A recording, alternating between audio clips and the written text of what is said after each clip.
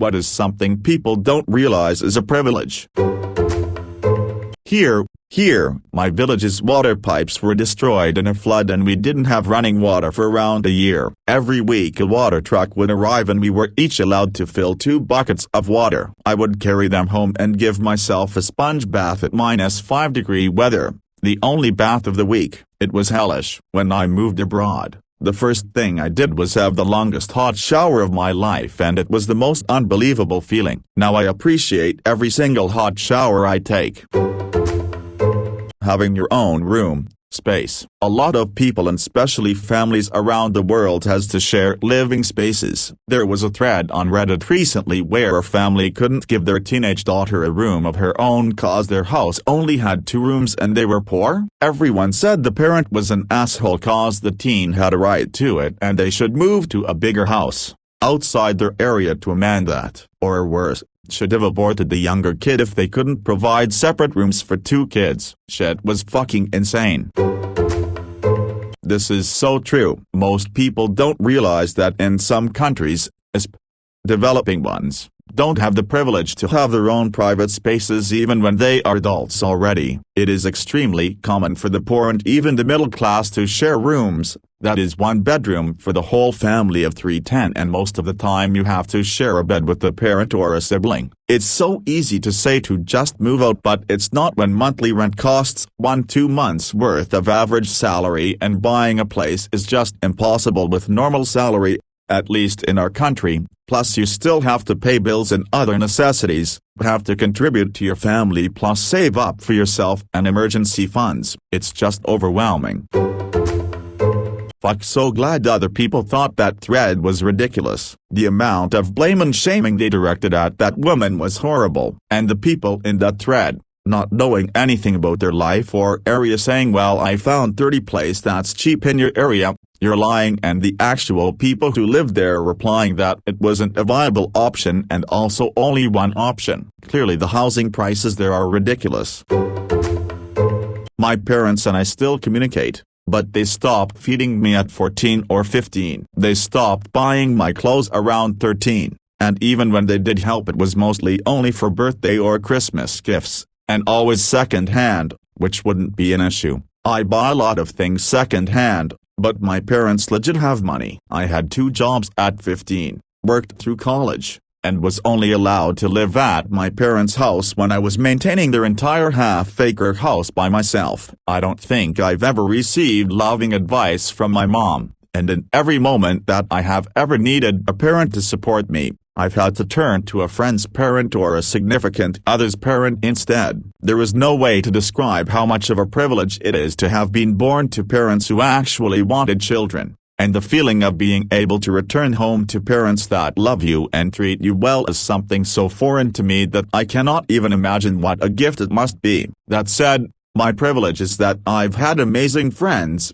and their parents have loved me. It's not quite a hug from your real mom, but it's close, and I'm so thankful. Edit, there haven't been too many, but for those asking what I did to cause this, I caution you to re-examine your worldview. A 15-year-old is still 10 years away from a fully functional prefrontal cortex. Teenagers are literally trying to navigate a fully developed societal world at varying levels of emotional and biophysical maturity. If you decide to have kids, it is your place to walk them through that development. If you have a blame-based mindset in this, then do your future kids a favor. Don't have them.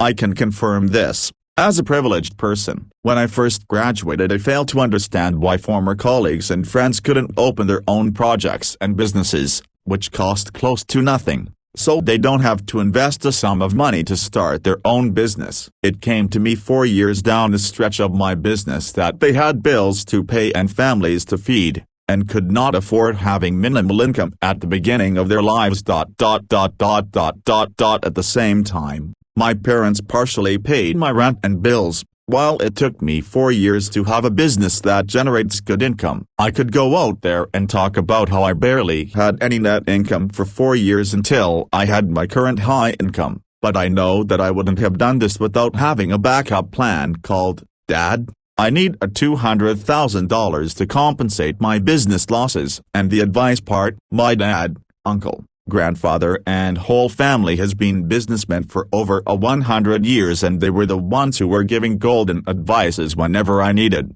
in addition to their connections and friends who helped me at various points of my life. Somewhat surprisingly, access to electronics and communication is more widely available than access to clean running water or sewage systems. The infrastructure for phones is a great deal simpler to install and maintain than water systems tend to be, and used, older, or simply cheaper phones are within the means of a number of poor people planet-wide. India is a good example. About twice as many people have internet access than have plumbing. Around 56% of the Indian population has phones and net access. Only about 30% of homes have indoor plumbing. One of those things we tend not to notice is just how much work and money it takes to keep water and sewers working. Both the initial setup and the ongoing costs are enormous. Mental health and having a neurotypical brain were also my first thought. Definitely agree with others that life is easier if you don't have one or two hands tied behind your back by your brain chemistry. Attitudes are changing, but there is still too much shame and lack of open dialogue around mental health issues. I'm deeply grateful that I have had access to and found solutions that work for me, but lots of people don't, including my brother who died by suicide. Hugs to anyone struggling with mental health issues. The struggle is real and I see you and you're worth fighting for. But also having bad mental health. If I was raised by another family that didn't have as much money as my parents or fewer resources, my mom works for the school district, I would either be dead, homeless, or in gaol. It is a total luxury to be able to afford mental health care when you have severe problems. A lot of families can't afford medication, hospital stays, therapists, psychiatrists, etc. I'm so lucky to have parents who had the resources to fight for me when I couldn't attend school and keep me out of juvie for truancy. I'm so lucky to have parents who could afford putting me in therapy since I was 11. I'm so lucky to have parents who could afford me trying every depression med under the sun until I finally found one that worked 10 years later.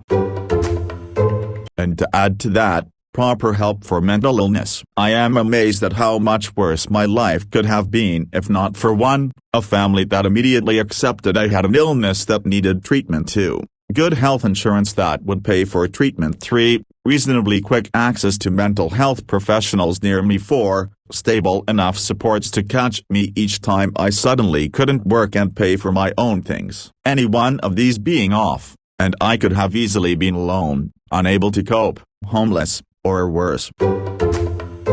Definitely education, which can lead to more opportunities. About 10 years ago, my father, who is a science teacher, was volunteering at a small rural school in Ecuador. They asked us to speak to their English class so the students could actually talk to a native speaker. This school had nothing: no electricity, no lighting or air conditioning, no water, no books, I mean nothing. Just a chalkboard and some chalk. We walked into this overcrowded classroom with 40 students crammed in there, and it was completely silent. It was obvious that these kids wanted to be there. They didn't talk over one another, they raised their hands until they were called upon, and stood up when they asked their questions. It took everything I had to not bawl my eyes out in there. Absolute day and night difference than my experience going to school here in the States.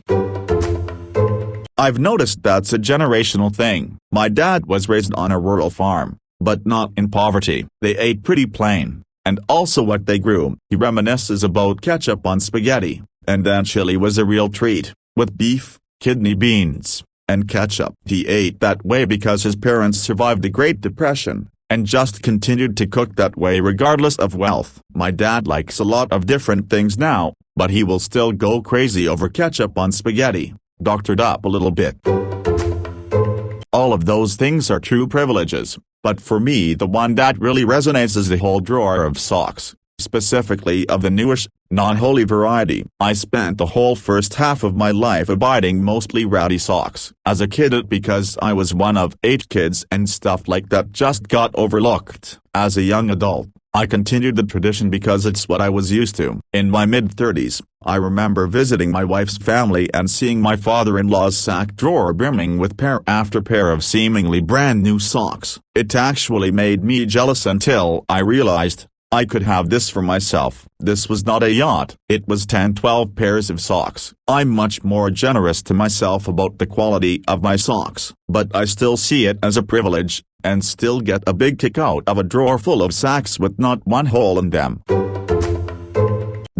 I once worked on a First Nations reserve with no potable water. Everyone has these big containers you drop off at a water station, have them get filled, then carry them back home. Not only did it suck to lug heavy containers of water back to your house, it also sucked to have to constantly watch how much water you have and plan when you need to get refill, as they only refilled your containers on certain days of the week. I remember when there was talk of the water treatment facility showing signs of failing, and there was a lot of anxiety around that. I seriously can't imagine having parents who actually give a fuck, who build you up instead of tear you down, who are interested in who you are and want to get to know you as a person. My father was hardly in my life, by his own choice, and my mom was very invested in herself. It's hard to blame her sometimes. She's suffered from many mental health issues since she was a kid, but it's also infuriating because she also made the choice not to get help and learn how to be better. My mom doesn't even know what my favorite color is. She doesn't care about my interests because she can't relate to them. She makes almost no effort to be involved. I have friends who have told me about how much they hate their parents, or how difficult they are, and I get it. Fighting with your parents, nor seeing eye to eye sucks. But they also don't seem to realize how lucky they are that their parents are involved in their lives and actually care. Definitely. And to anyone out there who didn't get to go to the dentist as a kid, and is now super worried about it, just go. Look for dentist offices that mention anxiety on their website. Lots of people are anxious, but it's good to go to a place that really knows how to help you feel better. Some will even have TVs on the ceiling so you can just zone out, and you can always request more numbing agents if you think that might be a problem. Just be totally honest about your concerns. Your teeth are probably not as bad as you're imagining, but even if there are cavities and some problems to address, you'll be much better off with them addressed than if you continued to ignore them. Trust me, you will sleep so much better at night and have so many fewer dental nightmares after your dentist tells you that your teeth are okay. Also, it doesn't hurt. I had to have an old decayed tooth removed and a few fillings, and all I felt was vibration and the suction thing. Even if the numbing agents are taking a while to kick in, they can do a nerve block if totally necessary. Point is, you don't need to feel even 1 ounce of pain if that worries you. And you are free to speak up at any time to say, actually, I can still feel it a little bit. I think it needs more time to work. Oh boy, I'll tell you this, never have I ever been more appreciative of the Western toilet until I went to Shanghai, China, visiting my buddy. He lived on the outskirts of the city, so relatively poverty-stricken, but he had a decent apartment. He had a nice Western toilet. The main city of Shanghai has pretty much all Western toilets, so that wasn't an issue when I was there. The issue was when I managed to find myself sightseeing around the outskirts of the city, where my buddy lived. He had some job to do that day, so he gave me a map and helped me download translators for the phone I had. No biggie. I started wandering around and just taking in the sights. It wasn't anything special. Lots of little shops crammed together, street food, random 3-floor malls that offered very little. Well, after eating some street food in this neighborhood, I suddenly realized that I had to go to the bathroom. It felt like it was gonna be bad. What's worse is that I don't speak Chinese and I'm in the outskirts of Shanghai where practically nobody's speaking English. So I look around desperately searching for a bathroom or any sign of one. I enter a shop and ask if they have one by making pissing, pooping gestures, squatting and cupping my hands under my ass. These people thought I must be crazy and started chewing me out. I was desperate and didn't know what to do, and also my belly was not having it. The gurgles were the worst, and the sharp pain near my taint made me feel like I might be bursting an artery or some kind of sharp object was going to come out. I start rushing through the streets and find a mall. There I find signs of a bathroom. Thank God. I run to the door and burst through on the first stall I find. I open, but something is wrong.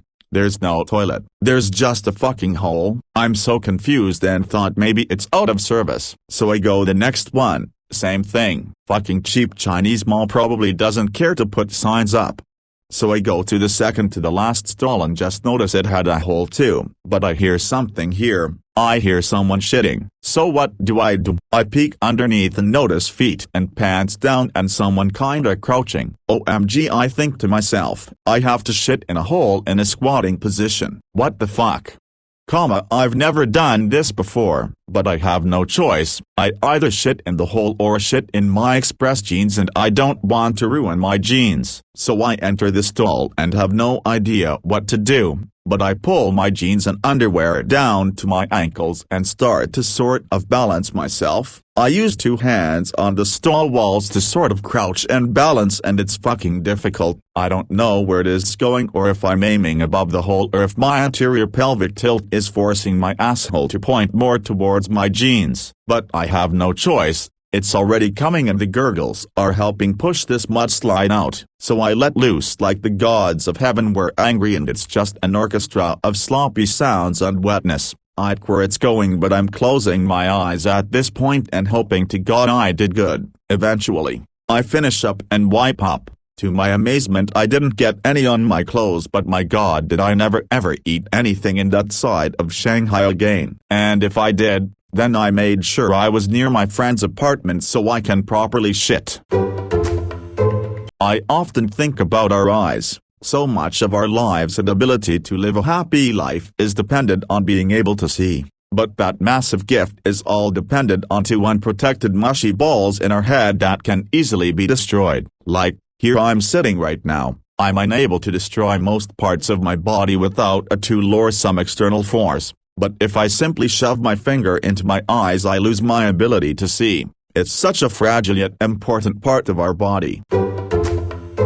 This is so underrated. The only reason I am where I am today is because I've been healthy and able-bodied for most of my life. About 10 years ago I had a health scare, moved back in with my parents, and had a health issue that took me out of work for about 18 months but ended up not being life-threatening nor chronic. Obviously it sucked, and, at the time, I thought the breakout torpedoed my career. But I bounced back and haven't had any huge health problems since. Incredible privilege, both financially and physically, but also just in the chances I'm able to take in my life and career, like moving across the country for work, traveling, moving overseas, etc. Even with AC, people who want to use it. We had AC growing up, but if the temperature difference, outside/inside, was more than 10 degrees, my dad would shut it off and open the windows. Fuck, it was hard to function or sleep with 86 F+ and no breeze. Every summer, in college I rented a place with no heat, outside of keeping the pipes from freezing, and no AC at all, in Baltimore. Part of the contract was that we provide our own temperature adjustment equipment. My roommate absolutely had no issue getting room heaters, but AC, nope. And she would constantly open my bedroom door in hopes that I wouldn't mind trying to cool the rest of the place with my personal window unit, while still taking hot showers. When you take a hot shower at this temperature, I'd eat nothing but 10-cent packages of dry ramen if it meant the coolant cost, and someone who gave a rat's ass about it. Having no gut or digestive issues, I can tell you it's easier for people to accept when I say I don't eat it because I don't like the taste, rather than saying I can't eat it because it makes my stomach hurt. For some reason, people think that because they can eat anything without any issues, the rest of the world can too. And if you say you can't, you're some sort of pretentious gluten-free hippie f***er who thinks they're better than everyone. Some people just don't know how lucky they are, yet they eat trash all the time. Treat your bodies well, people, especially if they work 100% correctly. In school I had rich friends tease me for never having left the country, or gone farther than a few states, and I felt so much shame. Looking back I realized money-wise it was never ever an option. Wasn't so obvious when I was a kid.